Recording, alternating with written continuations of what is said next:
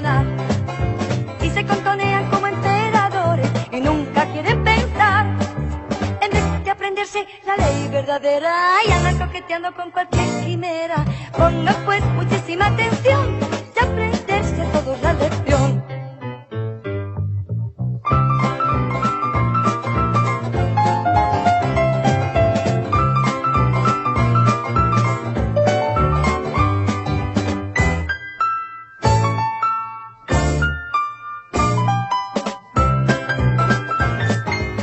Había dicho en este mismo programa al principio del trimestre que me iba a gustar mucho el estudio de Salmos sin haber abierto el folleto que es la guía del estudio que tenemos cada día los adventistas que estudiamos la escuela sabática. Pero a medida que me voy adentrando en el estudio de Salmos, me gusta cada vez más. Y debo confesar que la lección de esta semana me ha gustado especialmente, muy especialmente, porque de alguna manera me he dado cuenta de algo que suponía, pero bueno, que al estudiar un poquito veo que efectivamente es verdad. Y es que lo que algunos a veces decimos con el corazón encogido, algunos de los lamentos que elevamos en voz alta o alguna de esas cosas que le preguntamos a Dios cuando estamos en situaciones de real congoja por lo que le ocurre a otras personas, todo eso ya está en la Biblia. Todo eso ya fue escrito de alguna manera. Y como decíamos hace unas semanas, a veces aquello que no te atreves a decir en alto ya está escrito en los Salmos para que te pueda servir de guía y lo puedas pronunciar. Debo confesar que en alguna ocasión me he sentido pelín culpable por alguna de las cosas que he llegado a pensar. Pero esta semana me he quedado muy tranquila porque resulta que no me ha ocurrido a mí sola y que vamos a descubrir hoy algunos salmos francamente sorprendentes y algunos, de hecho, textos, algunos versículos que podrían incluso resultar paradójicos. ¿Cómo es posible que gente que crea en Dios llegue a decir estas cosas? Bueno, pues que sepáis que se puede y además tiene un motivo y tiene un objetivo. Nuestro versículo de memoria dice, es Salmos 12:5, por la opresión del débil y por el gemido de los menesterosos, ahora me levantaré, dice el Señor, y salvaré al que suspira. Me levantaré, se titula así nuestra lección de esta semana. Y eso dice el Señor, se va a levantar para terminar de hacer limpieza en este mundo podrido. Pero ahora veremos de qué manera. Vamos con la escuela sabática Like y luego os aseguro que nos vamos a sorprender. Dori, una joven de 24 años, acababa de salir de la cárcel. Su abogado, Manuel Random, le recomendó acercarse a la clínica Salmos. Bienvenida, Dori. Cuéntanos tu historia. Buscaremos un salmo especialmente para ti. Pero la historia de Dori no era nada fácil. Su antiguo jefe, un hombre muy adinerado, quiso tener con ella más que una relación laboral. Como ella se opuso, él en venganza la acusó de haber robado a la empresa una alta suma de dinero. Los jueces favorecieron al rico empresario y la enviaron a la cárcel por 8 largos meses en los que no pudo estar con su pequeña hija y dejando un historial con el que difícilmente la volverían a contratar en otra empresa. ¡Quiero vengarme! Lo único en lo que pienso todos los días es en venganza. Dori, no puedo imaginar todo lo que has sufrido injustamente. Pero antes de vengarte, debes leer el Salmo 58. Dori recibió su salmo impreso con el compromiso de leerlo, orar y regresar la semana siguiente a la clínica Salmos. Lección 6. Me levantaré. ¿Alguna vez han pensado en venganza? No me contesten, seguramente sí, en especial cuando nos han hecho daño. ¿Recuerdan algún personaje bíblico que, como Dori, fue enviado a la cárcel injustamente? José, cuando lo acusaron de querer violar a la esposa de Potifar. O Juan el Bautista, quien fue encerrado por el rey Herodes solo por decir la verdad. Exacto. Y ambos, cuando estuvieron en la cárcel, solo esperaron la intervención divina. Pero, ¿se han preguntado alguna vez si ellos sintieron deseos de venganza? En realidad, no lo sabemos, pero lo que sí sabemos es que los hijos de Dios no estamos exentos de sentir deseos de venganza. Los salmos imprecatorios son una prueba de ello. ¿Cuáles son los salmos imprecatorios? Aquellos en los que los salmistas claman por venganza. Sí, hay salmos así, y algunos son tan fuertes que nos preguntamos, ¿y esto sí fue inspirado por Dios? ¿Dónde queda eso de el amor a nuestros enemigos? Bueno, la noticia es que estos salmos nos enseñan a administrar nuestros sentimientos de ira y venganza. Por eso la pregunta de esta semana es, ¿qué nos enseñan los salmos acerca de los sentimientos hacia nuestros enemigos? En primer lugar, esperar al Dios guerrero. En todas las épocas y en todas las culturas, la humanidad se ha valido de metáforas para expresar sus experiencias y sentimientos. Una de esas metáforas es la metáfora de la batalla.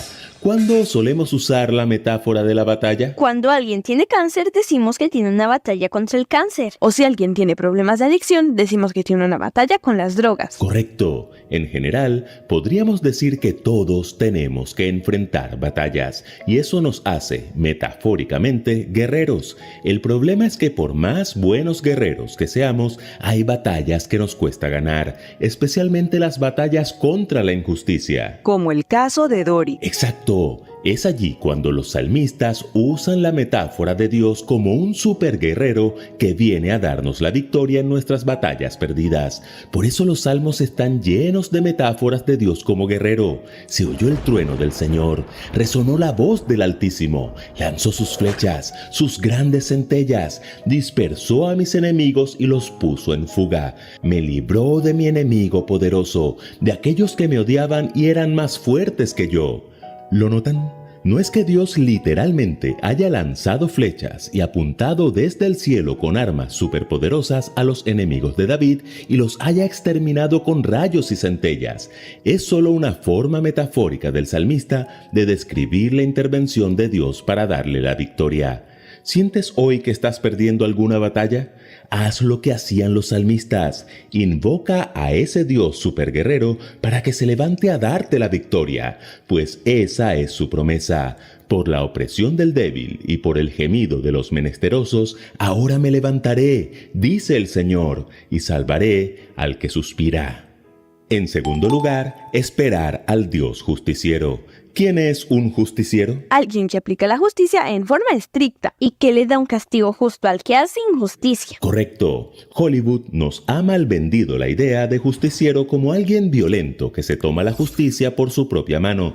Pero esos no son justicieros, son asesinos. Los salmos nos enseñan que el único justiciero es Dios. Un día, el salmista David quiso ser un justiciero tipo Hollywood. Nabal, un hombre rico pero insolente, trató muy mal a 10 hombres que David había enviado con un mensaje de paz. David se enfureció y quiso tomar justicia por su propia mano. ¡Que Dios me castigue sin piedad! Si antes del amanecer no acabo con todos sus hombres. Abigail, la esposa de Nabal, se interpuso en su camino y le rogó que desistiera de derramar sangre para que cuando Dios lo hiciera rey de Israel, no tuviera el remordimiento de haberse vengado por sí mismo. David desistió. ¿Y quién hizo justicia? Dios mismo. Correcto. A Nabal le dio un ataque al corazón, quedó paralizado y 10 días después murió. ¿Lo notan? El salmista sintió deseos de venganza, pero reflexionó, lo dejó todo en manos de Dios y Dios obró. Uno de los salmos imprecatorios que usan la metáfora del Dios justiciero es el Salmo 58, el que le mandaron a leer a Dori. Rómpeles, oh Dios, los dientes, arráncales, Señor, los colmillos a esos leones. ¿Le está pidiendo David a Dios que le rompa los dientes a sus enemigos? Sí, pero metafóricamente, no literalmente. ¿Cómo podemos estar seguros de eso? Porque en los versículos 4 y 5, David menciona que el veneno de sus enemigos es como el de las cobras que se hacen las sordas para no escuchar la música del encantador de serpientes. ¿Qué hacía el encantador de serpientes en esos casos? Le rompía los dientes a la cobra para que no le imprimiera su veneno. Lo mismo hacía el encantador de leones con los colmillos de la fiera. ¿Lo notan? Es una metáfora. Lo que le está pidiendo David a Dios es que impida que sus enemigos le sigan imprimiendo su veneno. Y tú puedes hacer lo mismo, porque ahora me levantaré, dice el Señor, y salvaré al que suspira. Y en tercer lugar, esperar al Dios juez. La metáfora del Dios juez también abunda en los Salmos. No lo malinterpretemos. Dios literalmente es el juez del universo. Eso no es metafórico. Lo que sí es metafórico es que en los Salmos a veces se usa la imagen de Dios como un juez que se levanta para hacer justicia. ¿Levantarse? Pero si Dios nunca duerme, ni se sienta de brazos cruzados a mirar cómo sufren sus hijos. ¿Recuerdan la época de los jueces de Israel? Sí, Dios levantaba jueces cuando Israel estaba siendo oprimido por sus enemigos. Pero estos jueces eran guerreros que peleaban batallas y liberaban al pueblo. Exacto, como Gedeón, Débora o Sansón. Así como Dios levantaba esos jueces libertadores, los salmistas veían a Dios como un juez que se levantará para liberar a los oprimidos. Dori, con mucha oración e investigación, entendió el Salmo 58, se sintió identificada con el salmista y como David, dejó su venganza en las manos del Señor. ¿Has sido víctima de alguien poderoso como le pasó a Dori? ¿Has tenido sed de venganza como David? ¿Te han acusado injustamente como a José? ¿Te han cortado la cabeza por decir la verdad como a Juan el Bautista? Aprende a dejarlo todo en las manos de Dios, porque no se olvidará para siempre al necesitado, ni para siempre se perderá la esperanza del pobre. Levántate, Señor, no dejes que el hombre prevalezca.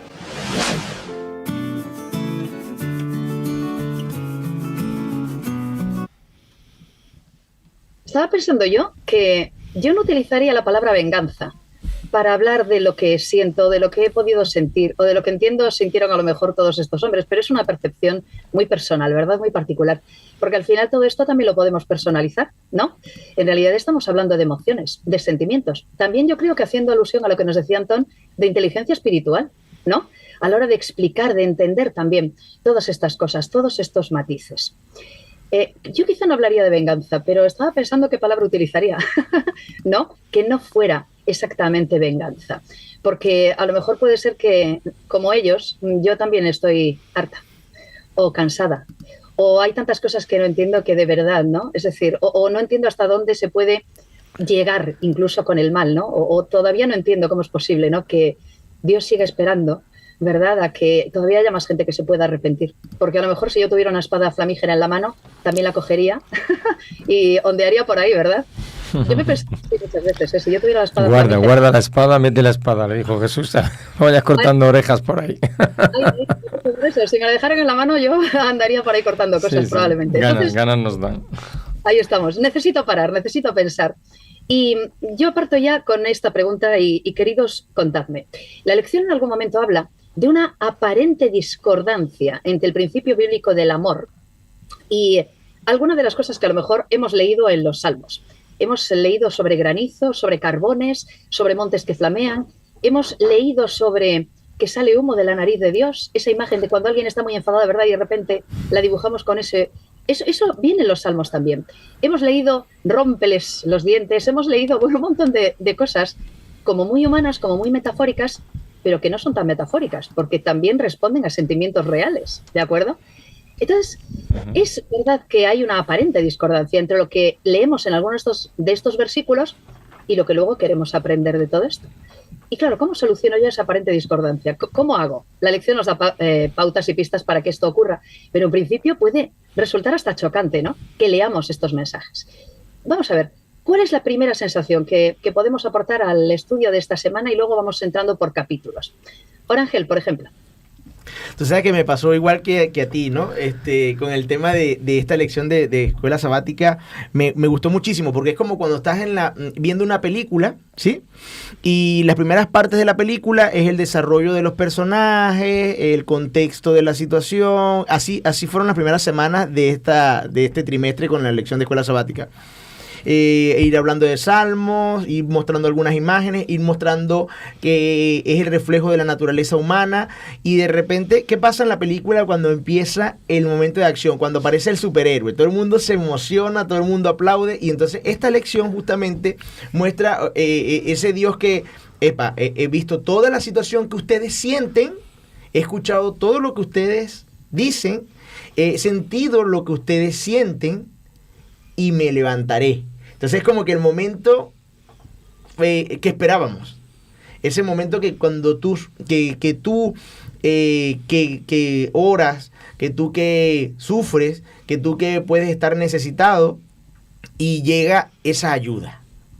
Entonces, esta lección de verdad a mí me gustó muchísimo, me llenó mucho porque es un tema de esperanza, como dice Richard, porque a toda mi oración, a todo mi sufrimiento, a todo mi pesar, a toda mi rabia, a toda mi ira, porque como dice Esther, todos pasamos por eso. O sea, el sentimiento que puedes tener, ya sea de venganza, ya sea de ira, porque no entiendes las situaciones por las que puedes estar pasando, o porque no tienes esa inteligencia espiritual que te permite darle respuesta a todas las condiciones en las que te consigues, para todos nosotros hay ese Dios que se levanta para justicia, para darte esa justicia que tú estás añorando y que tú pides. De verdad que esta lección de escuela sabática a mí me dijo, aquí hemos llegado al punto que tú querías saborear.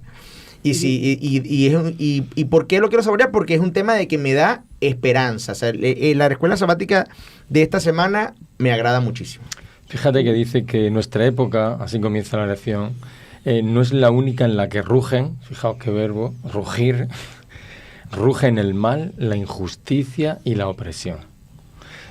No es la única, o sea que de atrás eso también pasaba, ¿no? De ahí que también esas situaciones de injusticia y de opresión que vivían aquellos salmistas escriben ahí contra ella. Luego ellos esperan la actuación, la actividad divina, ¿no? Y la Biblia nos va diciendo que Dios es paciente, que esto lo va a solucionar, pero no siempre en el momento oportuno que nosotros queramos, sino cuando Él lo considere, ¿no? De modo que lo único que tenemos que hacer es aprender a confiar, saber que podemos clamar, como invitaba a la escuela sabática a esa defensa de que Él es, no va a decir la lección, ese guerrero, ¿no? Pero que estamos en un contexto de opresión, tal como en épocas anteriores. Que las cosas no se arreglan con la actividad nuestra. No podemos ir, como decía Esther, con la espada por ahí, por muchas ganas que nos den, ¿no? Dios lo va a solucionar y nosotros lo único que podemos hacer es clamar y confiar. Fíjate, Esther, decías antes que tu sentimiento no es de venganza. Yo creo que el mío tampoco. Yo creo que es un sentimiento de necesidad de justicia. Exacto. Y no de esa justicia que se compra con dinero, sino de la justicia verdadera, de la que todos esperamos que Dios traerá algún día, ¿vale? Cuando ves tanta barbarie o alguien te hace daño, lo que necesitas es que se haga justicia. Y a mí intento pasarlo todo por el filtro de Jesús, ¿vale? Jesús vino a enseñarnos que el Padre, que Dios es amor, y que tenemos que pasarlo todo por ese tamiz. Cuando yo veo el Salmo 18, ese salmo que estabas hablando hace un segundo, pues veo cosas que me han encantado, porque me pongo en la mente de David y me pongo en la mente de alguien que se siente como un niño desprotegido, ¿vale? Porque el inicio del Salmo 18 es de alguien que está atemorizado, que está persiguiéndole, que se siente acorralado. Y dice, clamé a Dios, y me encanta cómo él se imagina que Dios le responde, porque versículo 8, versículo final del 7 dice, se estremecieron porque él se indignó. O sea, lo que me están haciendo a mí, indigna a mi padre. A mi papá que está en el cielo le indigna. Y entonces lo que empieza a mostrar es como cuando un hijo va corriendo al papá y va ensangrentado, mira, me han pegado, ¿y qué hace el padre? Se levanta y va para allá y va andando con la firmeza de un padre. Entonces él va describiendo cómo la tierra tiembla, cómo el cielo se oscurece, cómo hay rayos, porque ahí va tu papá a defenderte. Y yo lo veo así. ¿Y cómo termina ese salmo diciendo? El Eterno fue mi apoyo. ¿Vale? ¿Qué es lo que necesitaba David? ¿Qué es lo que necesitamos nosotros cuando estamos siendo machacados, cuando vemos tanta injusticia o cuando nos están haciendo daño? necesitamos ese apoyo que nos sostenga. Alguien que en medio de nuestro dolor diga, soy el brazo fuerte en quien te puedes agarrar. Y ese es David. Entonces, más allá de las metáforas, de que lanzó saetas y no sé cuántas historias que viene ahí, yo lo paso por ese tamiz y veo esa imagen de lo que tú necesitas, ese padre fuerte que se levanta indignado y dice, pero os estáis metiendo con mi hijo, si él es muy querido para mí, vais a saber quién está detrás de él. Y va a defenderle para que el otro sienta que es su apoyo, que es quien te cobijas detrás del agresor, te pones detrás del papá cachas y asomas la cabeza así y dices, me puedo apoyar él me está defendiendo. Así es. ¿Sabes qué? Esto que dices, y vamos, Juanfra, es uno de los aspectos importantes de la lección. El hecho de que nosotros establezcamos el contraste entre la figura del guerrero y el Dios guerrero, entre la figura del justiciero y el Dios que hace justicia, entre la figura del juez terrenal y el verdadero juez. Porque claro, aquí nos invita, ¿no?, a hacer esa lectura bien traducida y además en el contraste, claro, porque Dios está muy por encima de esas figuras que al final están tan humanizadas, ¿no? Pero hoy iremos seguro ahondando en alguno de esos aspectos que hacen muy diferente al Dios en el que creemos de esas otras figuras que a veces se nos han vendido de él, incluido el Dios justiciero, ¿eh?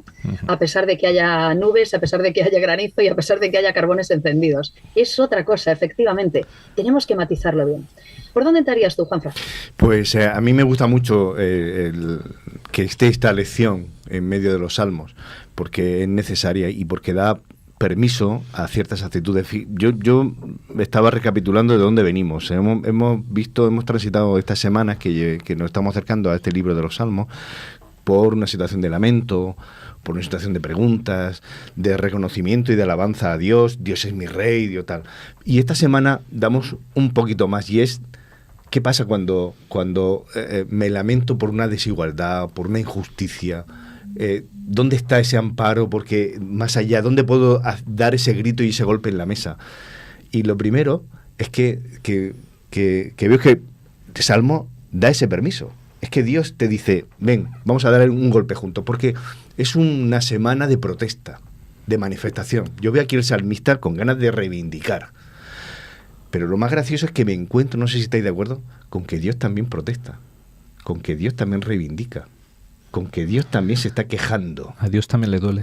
Y Dios también le duele, cosa que me parece una novedad, de que hay un diálogo. Salmos es un diálogo, a veces decimos, y me parece muy interesante porque al final de la semana de leer estos tipos de salmos, yo me encuentro una respuesta a esa pregunta, ¿dónde está Dios ante la injusticia? Que es lo que normalmente sale de primeras, ¿no?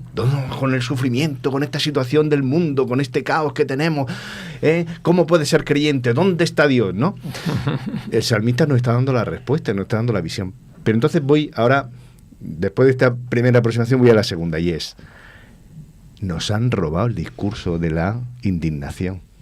Hoy cuando decimos los indignados, a nadie se le ocurre pensar que detrás hay un cristiano. ¿Qué pasa?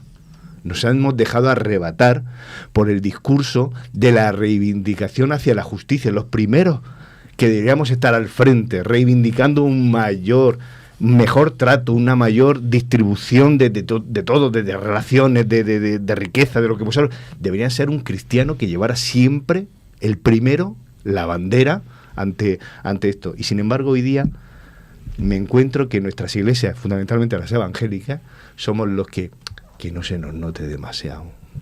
Es que calladitos. Nosotros no hacemos política, ¿vale? Que no te confundan, ¿no?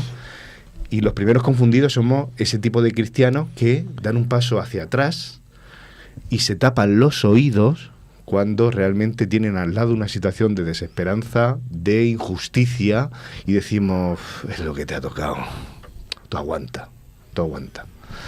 Eso, malos tratos hacia la mujer, injusticia, abusos infantiles, abusos laborales, de ahí podríamos seguir poniendo la lista. Connivencia y participación en conflictos armados.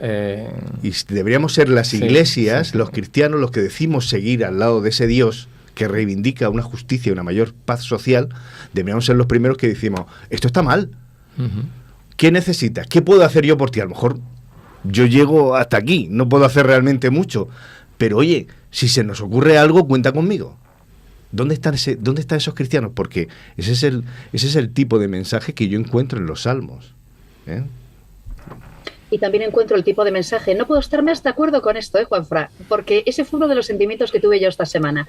¿Dónde está el cristiano realmente preocupado por la opresión? ¿Dónde está el cristiano que realmente levanta esa bandera? Porque claro, yo partía de lo que dije al principio. Para sentirme depositario de estos mensajes yo tengo que haber sentido, pensado, algo parecido, ¿no? Yo me he encontrado en esa situación realmente horrorizada por las injusticias que hay, realmente horrorizada porque siga habiendo guerras, realmente horrorizada porque haya criaturas en situación de abuso permanente, de maltrato continuado. Estoy horrorizada de que haya mujeres como yo que viven una vida horrible por el hecho de ser mujeres. ¿Realmente yo como cristiana tengo algo que decir a este respecto? Pues mira, sí, con el libro de Salmos en la mano tengo cosas que decir. Y una de las cosas que digo es que yo creo en un Dios que a su tiempo va a hacer justicia y va a poner las cosas en su sitio. Yo creo en un Dios que a su tiempo y cuando Él decida y con los medios que Él provea, va a restituir a aquellas personas que han tenido su dignidad pisoteada por otros seres humanos. Yo creo en un Dios que hará justicia y creo en un Dios que puede hacer justicia ahora también en tu vida. Pero claro, ¿cómo puedo yo transmitir esto a quienes están a mi alrededor? ¿De qué forma les puedo contar yo? Que a lo mejor eso no va a ocurrir en este tiempo, va a ocurrir en el futuro, pero que yo creo en el Dios que lo va a solucionar todo. Yo tengo el libro de Salmos en la mano y el libro de Salmos dice que habrá justicia para los oprimidos. El libro de Salmos dice que llegará un momento en el que Dios me va a poner en su lugar, en el mío y en el suyo. Dios dice esto. Claro, yo realmente creo esto y si es así, ¿qué tipo de vida estoy viviendo, no? En este sentido, en este respecto. Yo querría preguntaros, ¿cómo actualizar este mensaje en el sentido de cómo puedo yo realmente volver a dibujar la imagen desdibujada de Dios con todos estos textos que hemos encontrado? Porque el Dios del que me está hablando la lección de esta semana es diferente a ese Dios justiciero, a ese Dios que, ¿verdad? En algunas otras también religiones y en algunas otras épocas del cristianismo también se ha vendido. Es un Dios distinto. Ese lenguaje que dice la lección podría ser un lenguaje aparentemente disparejo, ¿no? Aparentemente paradójico, realmente me lleva al verdadero retrato de Dios. ¿Cómo puedo entonces volver a dibujar esto? ¿Y para qué me sirven los textos que me he encontrado esta semana? ¿Qué Dios estoy descubriendo? Quería preguntaros a cada uno, ¿cuál es vuestro Dios preferido o el aspecto favorito de Dios que habéis descubierto en la lección de esta semana? Por ejemplo, Antón. Pues vamos a ver, yo creo que Dios quiere que un poco nos parezcamos a Él, que tengamos empatía con el oprimido, que tengamos, dice, bienaventurado el que se acuerda del pobre, ¿no? Cuando tenga ese que se acuerda del pobre en una enfermedad, yo mulliré su cama en su enfermedad. Hay una especie de tacto porque por esa ternura que tú has manifestado ante aquel que es necesitado, que eso viene desde los primeros libros del Antiguo Testamento. Hay como instrucciones claras de que tú has de ser cuidadoso con aquel que está pobre. Ya sabes que los bienes se restituían cada cierto periodo de tiempo y cuando faltaban 3 meses y te pedían, podías decir, pues ahora no te doy porque claro, de aquí a 3 meses ya va a ser tuyo, ¿no? No seas miserable y si tú ves a tu hermano en necesidad, tú dale. Dios quiere que digamos, sobre todo que empaticemos, ¿no? Acuérdate de los presos como si tú estuvieras preso juntamente con ellos. Situaciones realmente de injusticia, de personas privadas de libertad y muchas condenadas a muerte inocentemente, lo sabemos porque ahí están las estadísticas. O sea, el mundo realmente es para salir corriendo. En cuanto uno abre los ojos y lo ve, es para clamar a Dios, decir, ven pronto, restaura todas las casas, acaba con el dolor. Entonces, sobre todo, es esa confianza en que Dios tiene el control.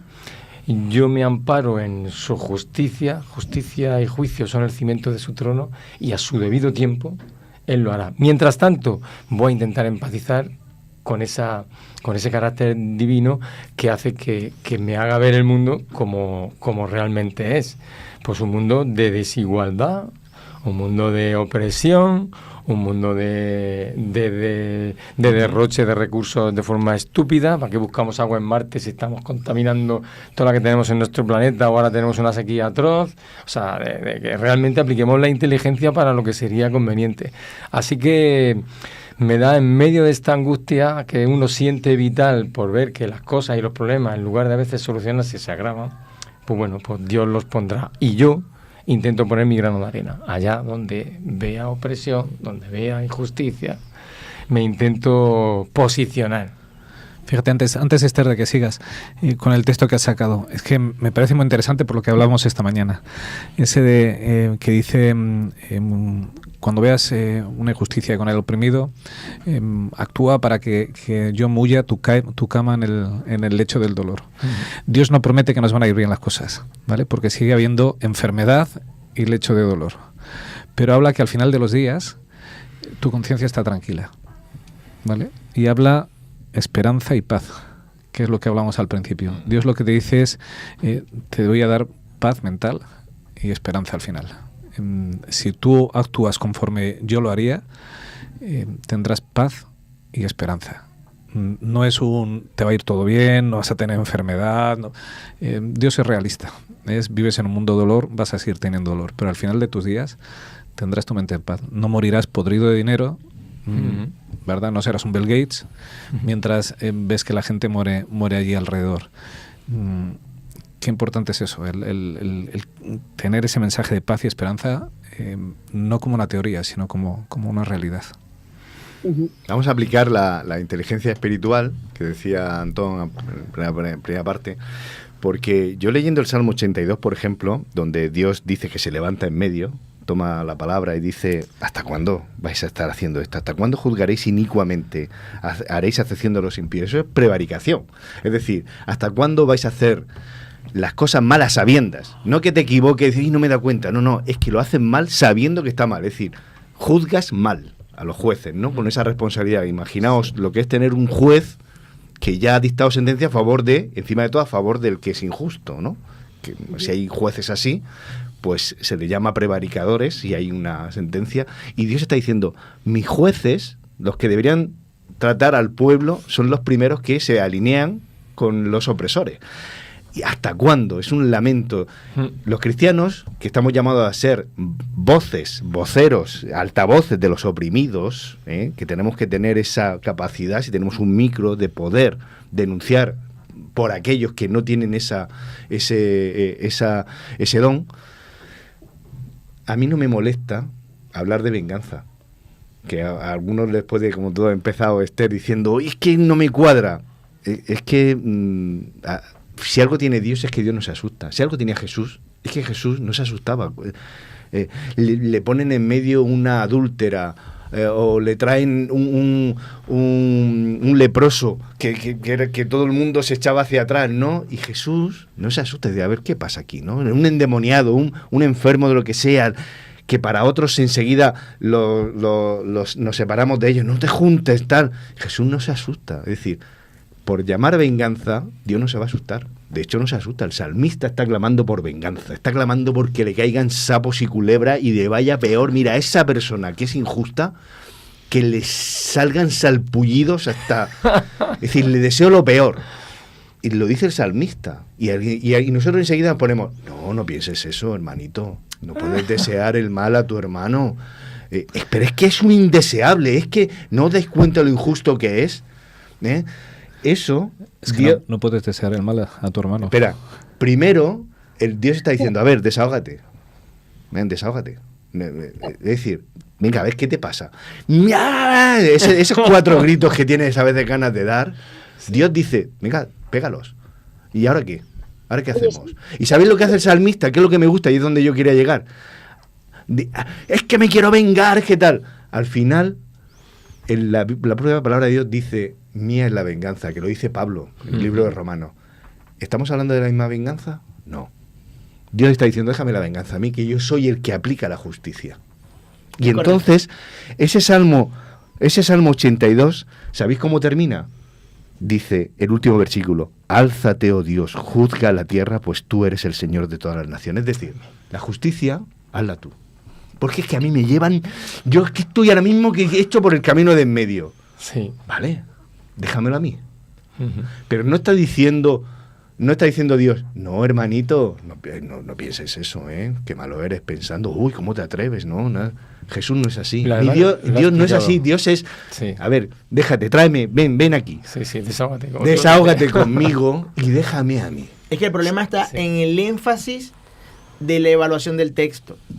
O sea, si tú haces énfasis en lo que está diciendo el salmista, obviamente vas a encontrar, y es que es muy fácil hacerlo, porque haces empatía, ¿entiendes? Entonces haces empatía y determinas que ese sentimiento que tú has llegado a sentir, el salmista también lo está sintiendo y humanizas el texto. Humanizas el texto y piensas en venganza como la conoces tú. Pero cuando tú evalúas verdaderamente al salmista, te das cuenta que la actitud de él no es de venganza. Al final ¿qué hace así? Sí, y baja otra vez. La actitud de él es de frustración. ¿Lo ves? Sí, la actitud de él es de frustración. La actitud es de, estoy viendo la injusticia, ¿verdad? Y solamente tú puedes solucionarla. Solamente tú puedes ser justo, porque es que yo no puedo porque estoy viciado en mi ira. ¿Lo ves? Entonces, cuando tú ves eso, tú dices, no, este no es un tipo que está buscando venganza. Este es un tipo que está buscando justicia.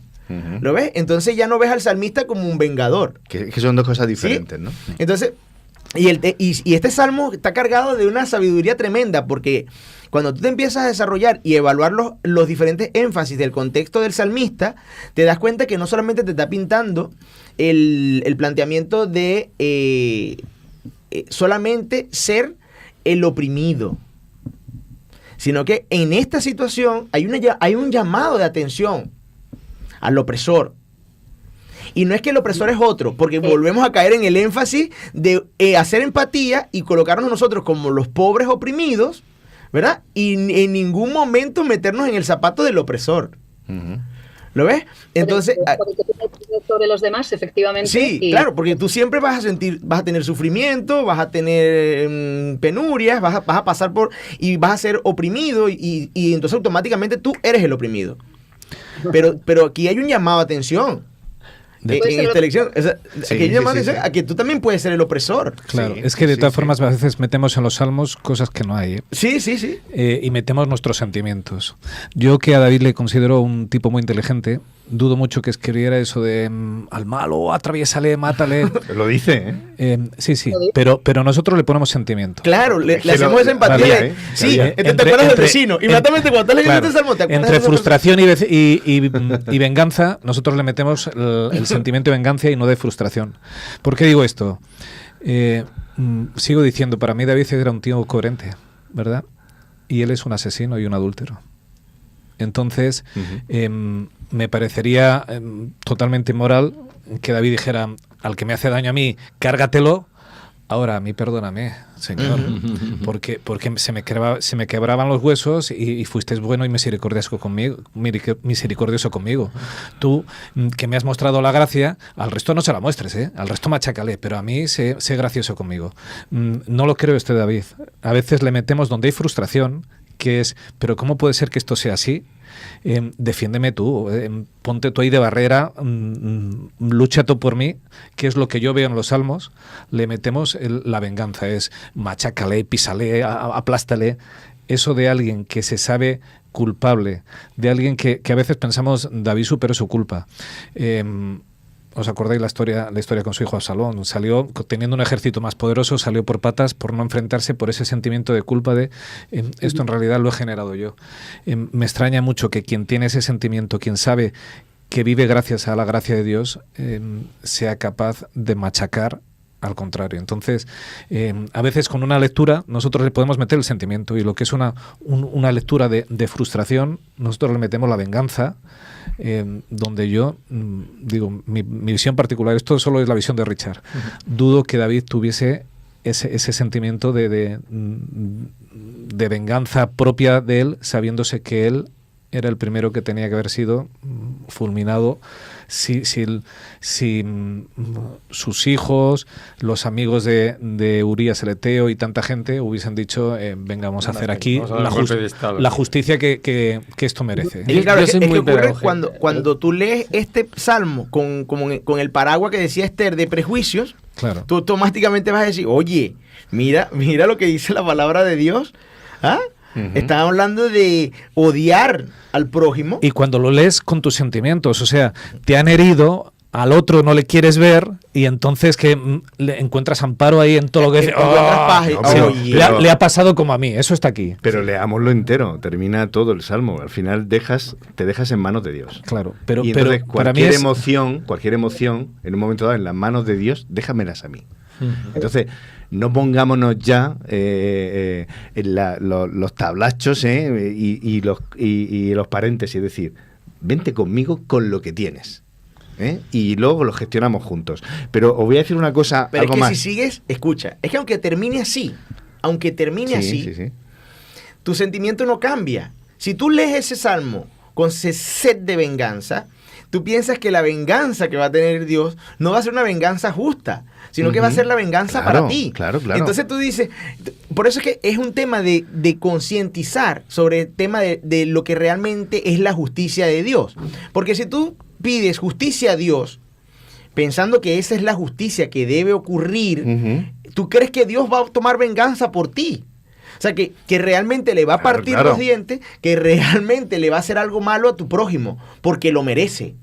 ¿Lo ves? Claro, por eso al final no solo se trata de aplicar esa justicia, de encontrarla, de mejorar nuestro entorno, sino que aquí hay una transformación también sobre el dolor, sobre la frustración, sobre esa rebeldía del propio salmista, del propio cristianito. Hay una transformación que es que en las manos de Dios, esta inteligencia espiritual de la que estamos hablando esta mañana, es lo que te hace transitar por esa situación extrema. Dices, jolín, es que tengo una enfermedad. Ya es que no es insoportable. Que eso, quería decir que eso tengo una situación familiar que esto es desesperante. Es que si la pones en la mano de Dios, esa indignación, tranquilo, que el Espíritu Santo contigo es capaz de deja en mí las cargas. Es que eso es compatible. Dios dice, mi yugo es fácil. Deja tus cargas en mí. Y nos dan ganas de poner. Yo lo que no quiero es cristianos que se asusten. Es decir, nadie. La Biblia. ¡Ay, no, cuidado! No sé cuánto. No. Si es que Jesús te dice, ven, hablemos de todo. Aquí no hay nada, no hay una alfombra en el que estamos llamados a levantar la alfombra y ponlo debajo y luego tírala y deja la alfombra abajo. Dios es pedagógico y eso lo explica muy bien uno de los salmos en el que el peligro está en nosotros cuando vivimos estas situaciones de opresión. Voy a ser muy breve. Y dice el salmista que casi se deslizaron mis pies. Estaba tan triste. La opresión que recibía era tanto, la que veía a su alrededor era tanto. Dice, casi se deslizaron mis pies. Casi me aparto de ti, Señor. Hasta que entré en el santuario y vi el fin de ellos. Os has puesto en asoladeros, ¿no? ¿Verdad? En deslizaderos, algo que ya es cuando tú vas cayendo, ya cuando el malo cae por ahí ya no hay camino de vuelta, ¿no? Entonces ahí es como la esperanza que está fija en el cristiano. Pero a veces pedimos de Dios que ejerza esa autoridad para impartir justicia, la esperamos desde luego, pero la lección que nos dice Dios juzgará al mundo entero, también al pueblo de Dios, luego dice... tanto los dirigentes como el pueblo deben emular el ejemplo del juez divino y depositar en él su última esperanza. ¿Qué tipo de autoridad ejerces sobre los demás? ¿Hasta qué punto ejerces esa autoridad con justicia y equidad? Lo que tú demandas de Dios, ¿cómo eres capaz de aplicarlo tú? No, porque a mí que no me... ¿no? ¿Cuál es tu límite para tú hacer, resolver las situaciones de una manera implacable con esa justicia personal que tú vas a aplicar? Defendámonos de eso. Porque los que vivían en los tiempos de Jesús también esperaban esa justicia divina y que acabase con los romanos y se acabase la opresión y tenían ahí el mismo Mesías que les hablaba de un reino nuevo que ya ha venido para quedarse, ¿no? Entonces, ¿cómo es la idea del reino que tenemos nosotros, no? Tenemos que plantearnos eso, que muchas veces se ven ciertas conductas que denotan que esa autoridad, pues, no, vosotros no tenemos que ser como los escribas y tal, ¿no? Porque si no, si vuestra justicia tal, no es mayor que la de los Y es justamente lo que hice un comentario hace un momento, que a veces automáticamente por empatía, porque todos hemos sufrido, nos colocamos en el tema del oprimido, pero nosotros podemos llegar a ser el opresor y este salmo nos lleva a entender que también pasamos por esa imagen. Que tenemos que ser análogos homólogos a la justicia de Dios. El carácter divino. ¿Sí? Entonces, ¿cómo estamos haciendo aplicando esa justicia? Tenemos la suficiente inteligencia espiritual para poder determinar cómo hacer justicia. Porque es que a veces pensamos que la justicia solamente la aplican los que realmente saben de leyes, legislan, jueces y todo esto, pero es que tú puedes ser juez en tu casa. Claro. Entre tu familia puedes ser juez. En la iglesia puedes ser juez. Sí. En tu vida social puedes llegar a ser juez con tus amigos y de una vez hacer un dictamen, ¿sí?, sobre determinadas conductas y puedes ser opresor en esa situación. Entonces, la justicia de Dios es algo muy, muy compleja. Estudiando esta lección, tuve una imagen, traté de imaginarme una situación donde tú pudieses escuchar todas las voces a la vez. Porque imagínate, todo el mundo ora, ¿sí? Que tuvieses conciencia de todas las voces a la vez orando, pidiéndote, sufriendo. Y no nada más eso, escuchando las voces interiores de cada persona. Entonces, oraciones más el conocimiento del corazón de cada persona. Y no nada más eso, conociendo la naturaleza de la gente que es, o sea, la naturaleza maligna que tenemos en cada una de las personas. Ese es nuestro Dios.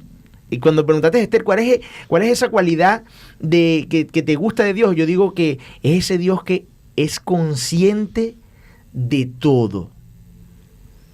Ese Dios que, a pesar de ser consciente de todo, que tiene la capacidad de poder escuchar lo que dices, lo que sientes y lo que piensas, todavía se levanta para traer una justicia que será agradable a ti. O sea, ¿tú sabes el nivel de perfección que es esa justicia?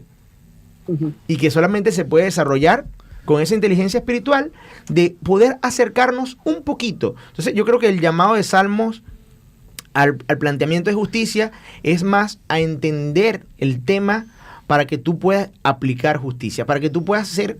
Por eso que has dado en el clavo todo el día hoy, Antón. Cada cosa que has dicho, de verdad, siento que es muy puntual y es relativamente importante que nosotros tengamos que reflexionar sobre que quizás sí estamos en el papel de los oprimidos, pero aplicar la justicia para no ser opresores. Y fíjate con esa idea, que Salmo nos lleva al santuario, ¿vale? La idea de soy víctima y opresor a la par. Cuando David llega o el salmista llega al santuario, se calma todo, porque al santuario yo llego como culpable y deposito en Jesús mi culpa y Él la trata, y cuando regresa no la merezco. Es un acto de gracia. Jesús me perdona, pero es un acto de gracia, y perdona a Juanfra, que es un acto de gracia, y perdona a Ángel como un acto de gracia. Todos los que han depositado su fe en Jesús los perdona como un acto de gracia. Y quien no depositó su fe, el que es justo, el que no es culpable en nada, ejecuta su justicia. Entonces, la imagen es maravillosa, porque es, llévalo al santuario donde Jesús va a tratar la culpa, porque aquí todos somos culpables. Aquí inocentes no existen. Todos hemos cometido errores y vamos a ser perdonados por gracia. Quien de gracia recibisteis, de tal de gracia. Quien ha sido perdonado de gracia tiene que impartir gracia. Es correcto. En cada elemento del santuario es que se ve la pedagogía, el plan de la salvación. Claro. Por eso, terminar en el santuario, ¿no? El Y tema... yo querría que termináramos, a lo mejor con una imagen, para aquellos que quizá no han leído Salmos en esta semana.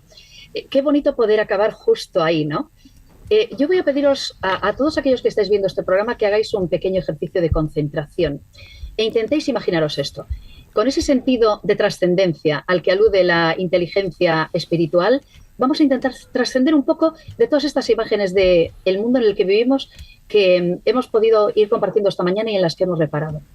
Imaginaos esta escena. Salmos 132. Entraremos en su tabernáculo. Nos postraremos ante el estrado de sus pies. Levántate, oh Jehová, al lugar de tu reposo, tú y el arca de tu poder. Tus sacerdotes se vistan de justicia y se regocijen tus santos. Porque Jehová ha elegido a Sión, la quiso para habitación para sí.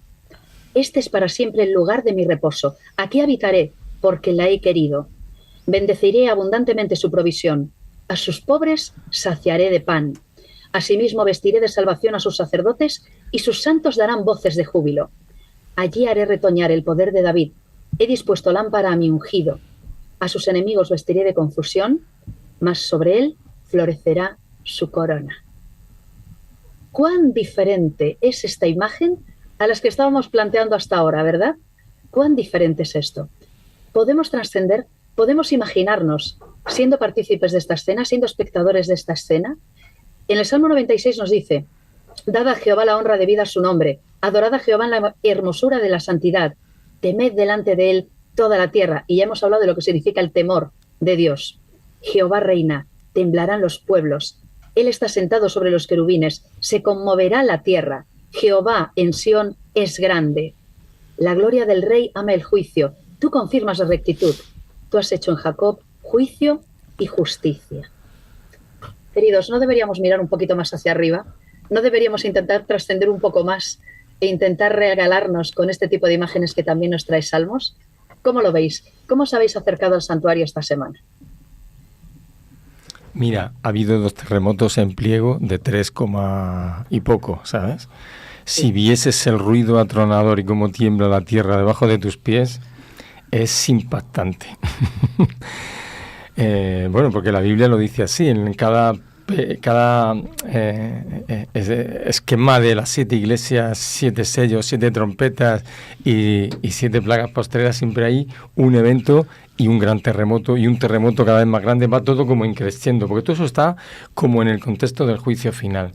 Y a lo que dice y a lo que representa todo lo que es la actuación de Dios en el juicio, digamos que estamos como un poco ajenos a la realidad de lo que es la vida, de lo que le espera al ser humano. En unos cuantos años pues estaremos descansando en una tumba oscura, ¿no? Eso es lo trascendente en lo que no se piensa. Bueno, pues Dios ha previsto la solución a eso. Y luego va a haber un momento, como dice la lección, en que se va a levantar y todas esas cosas van a suceder.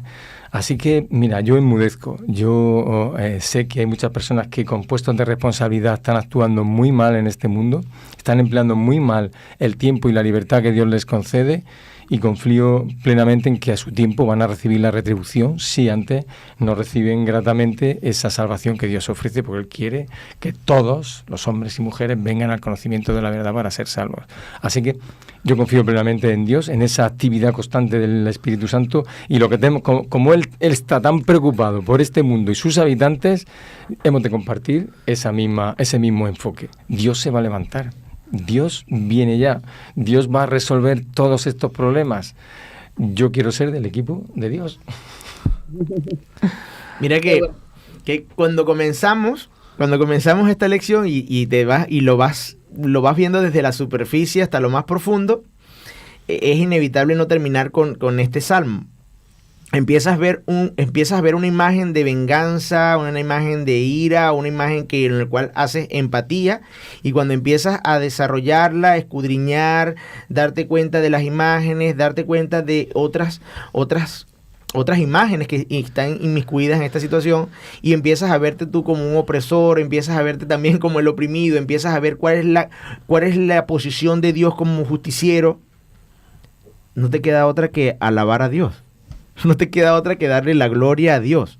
Cuando logras entender, y ahí llega hasta el núcleo de la lección de la escuela sabática de esta semana, cuando llegas al núcleo y ves esa imagen de Dios como justiciero, como una justicia agradable, es una justicia perfecta, es una justicia donde todo el mundo, óigase bien, o sea, es una cosa que todo el mundo estará de acuerdo. No es esa justicia donde un grupo dice no y el otro dice sí, está bien. No es una justicia en total equilibrio. Reconocimiento de esa justicia divina. Sí, que hasta el enemigo dirá justo es. Uh-huh. ¿Lo ves?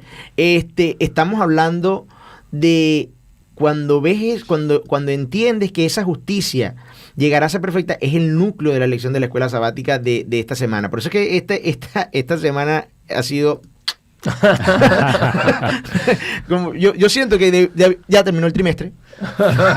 Porque de verdad entender en Salmos que podemos empezar, ¿sí?, en la superficie de nuestros sentimientos, de la empatía que hacemos con el salmista, y que si otro se quedase en ese punto, se llevase la imagen de que el hombre puede tener ira contra su prójimo, puede vengarse, porque en la Biblia lo dice, y de repente usar esa misma imagen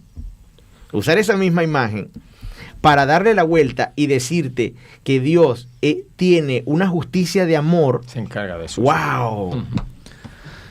Pues yo, Esther, me acerco tal y como dice Hebreos, confiadamente. O sea, cada día soy más consciente de que, siendo una piltrafa de persona, me siento perdonado y en paz. Y como siento esa paz, sabiéndome culpable, pues intento transmitir esa paz a los demás. O sea, llevar a las personas a esa paz que da Jesús. Trabajo en un sitio donde hay muchas angustias, hay mucha falta de tranquilidad en la gente que llega. Intento transmitirles y hablarles de ese Dios que a mí me da paz, porque es lo que siento. Entonces, el santuario para mí es un sitio precioso, un sitio donde no estoy yo, sino que es Él, donde quien cuenta es Él, y donde, como sé lo que ha hecho conmigo, sé que lo puede hacer con cualquiera. Da igual la situación en que lleguemos, Él puede transformarnos. Así que para mí es un sitio que me da mucha tranquilidad. Pues si no está el santuario, nos perdemos parte de la explicación. Y nos faltan piezas. Sí, claro, porque es que cuando hablas de la justicia de Dios, es el primer principio. Es el primer principio. Todo este plan ocurre por justicia. Y el plan es el santuario. Entonces, hablar de la justicia de Dios sin hablar de santuario... Y ya estamos terminando, porque está Juan Luis ya poniendo algunas imágenes de la capilla, porque está a punto de comenzar el sermón. 2 minutos me avisan que queda. Y yo decía que sin el santuario nos faltan piezas del puzzle para ver la fotografía completa, porque en el santuario pasan cosas que las podemos integrar en nuestra vida de una manera más plena, en el sentido de que, tú hablabas, es la justicia, el plan de salvación se pone en juego ahí, porque ¿cuál es la solución? Porque al final todo esto nos lleva a una pregunta final. Quiero una solución. Está. ¿Vale? ¿Dónde está? ¿Esto cómo se soluciona? La injusticia, los abusadores, el dolor, el sufrimiento. ¿Dónde está tu solución? Eso es lo que se clama desde muchos cristianos y desde el que no es cristiano. Y Dios dice, mira, fíjate en el santuario, por aquí va el asunto. Y el asunto es de que hay un sustituto. Así es. Esa es la clave. Hay un sustituto. Para todo aquel que lo pida, da igual la condición. Y que la solución pasa por ese sustituto que ya vino, que se entregó en la cruz y que dijo, yo me pongo en tu lugar. Yo me pongo en el papel de cumplir lo que nadie es capaz de hacer por amor. Y esa clave de eso es lo que a mí me vuela la cabeza, y es lo que mucha gente o te encanta o te hace doblar la rodilla y decir gracias, Señor, aunque no lo entienda, y otros que dicen no lo entiendo, no lo acepto. Y ese punto final en que el sacerdote salía con todos los pecados del santuario, los ponía sobre aquel macho cabrío al azar que se había sorteado y se llevaba al desierto, donde desaparecía, ¿no? O sea que el pecado va a ser eliminado.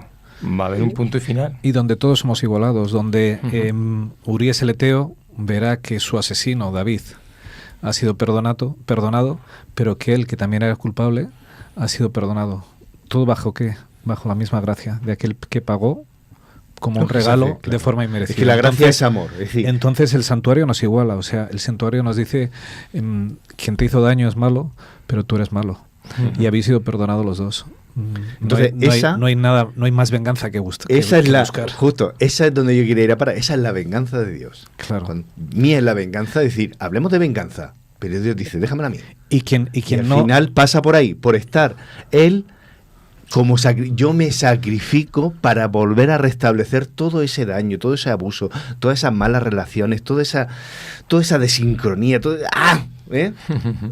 Jesús dice, yo me ocupo y soy yo el que va a llevar. Y quien no deposita su vida en Jesús será eliminado y destruido. Entonces esa es la justicia. Claro, y eso es lo que a mucha gente le vuela la cabeza, dice, no puede ser. Esa es la diferencia, por ejemplo, entre el cristianismo y cualquier otro tipo de creencia. Da igual lo que pongan, ponme lo que sea. Es que no hay un sustituto en otro tipo de creencia. No hay alguien que diga, yo lo hago para restablecer esa paz. No hay esperanza. Es que hay unos principios del reino a los que adherirse para evitar tanta situación de injusticia y opresión. Claro. Por eso habrá, por decirlo así, como lo dice la Escritura, solamente 2 lados en los que estar. El lado de los justos y el lado de los injustos. Tiene que cerrar Esther, que si no, no le damos tiempo. Bueno, cerrando porque estoy viendo que están todavía con la historia de los niños. No querría terminar sin leer, porque estoy resumiendo todo lo que estáis diciendo justo en este momento, un fragmentito del Salmo 146. Tiene que ver con todo lo que estábamos justo diciendo ahora, con quién tiene el poder para hacer todo lo que queremos que sea hecho. Recordamos el texto. El cual hizo los cielos y la tierra, el mar y todo lo que en ellos hay, que guarda verdad para siempre. Estamos hablando de Dios.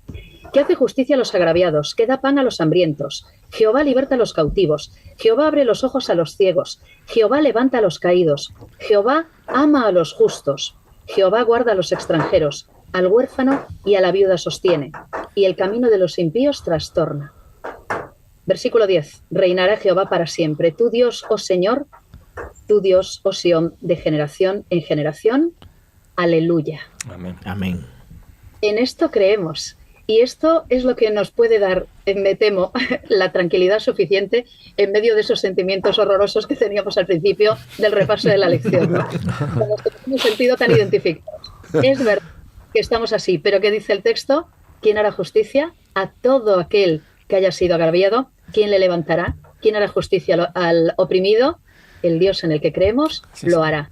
Tenemos que dejar que sea Él el que haga todo esto, y tenemos que dejar que sea Él, me temo también, el que nos tranquilice y nos dé la esperanza suficiente, ¿verdad?, para poder ir transitando por todos estos días que van a ser complicados. Y la cosa va peor, ya lo sabemos. Y la cosa está complicada y hay todavía tanta opresión, tanto dolor, tanta injusticia, que a veces es muy difícil de soportar. Hay una frase que le oí estar de un hermano que dice: lo bueno de todo esto es lo malo que se está poniendo. Pues es verdad. Así que en esta esperanza estamos, y ese salmo termina diciendo aleluya, alabado sea Dios, porque tenemos esa esperanza y porque tenemos esa visión también, ¿no?, de futuro, aquella que nos puede sostener en la actualidad y que nos puede dar también esperanza en lo que está por venir. En ese Dios creemos, en el que va a impartir justicia, y en ese Jesús también que está ahora mismo en el santuario intercediendo por nosotros y recordándole también que Él lo sabe, pero también se lo recuerda al Padre quiénes somos. Estamos en sus manos y gracias a ellos también resistimos, vivimos y somos. Así que sigamos también luchando y sigamos de alguna manera también nosotros viviendo esa justicia ya ahora. Concluye ya la historia de los niños, así que enseguida damos paso al sermón y volvemos a reunirnos aquí en la zona mixta dentro de unos minutos.